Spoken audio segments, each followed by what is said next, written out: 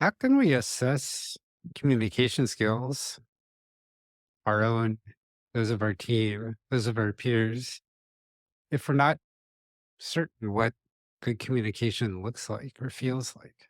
So if you're not certain, if it's a one person running the show that's making the calls and you're uncertain about what communication is, or you're letting your own bias and your subjectivity tell you what good communication is, which every CEO loves to have their opinion on if what's good communication or not. And remember, I deal with a lot of all my businesses, small business. So the owner is usually also the CEO, the president of the company, the director of operations. It's usually the same person. So there's always like this man or woman at the top of the hill that's calling all the shots. And if you're unable as that person to determine what is good communication or not, I actually take that as a really good sign. And the reason I say that is because you're at least being open to the fact that you don't know the answer to this, which is different than about what 90% of the CEOs out there say. Normally, you would hear, "Oh, I know exactly what good communication looks like. It looks like how I communicate." So when I get an owner that tells me, "I don't know what that looks like," I take that as a fantastic sign of them realizing their own deficiencies in communication right there.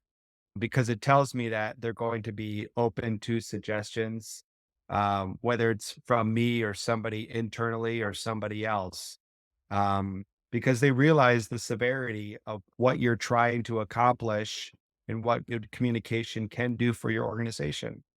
Have you found over all of your experience a constant definition of communication that holds true across pretty much every organization you've worked with?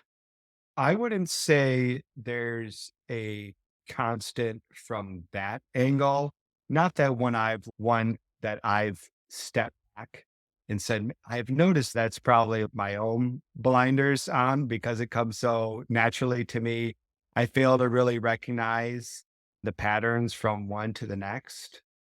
But what I would tell you, and it's important to communication, but other behaviors as well, is that leaders tend to have this gravitas that others want to emulate. That is what I do notice is a trend from one organization to the next. So maybe that leader has great communication skills among other things that naturally people want to emulate and behave. And that's why it's so important when you are to go back to the analogy I was using about setting core values. If you've got people that have these behaviors that you're like, wow, I wish everybody in our organization had these set of behaviors, what our company could look like. How could we perform if everybody fit this mold? I shouldn't say fit this mold, but to the extent where everybody had these shared behaviors, what would it look like? That is what I do see as a trend from one organization to the next is leaders just behave in a way that others naturally just want to be like.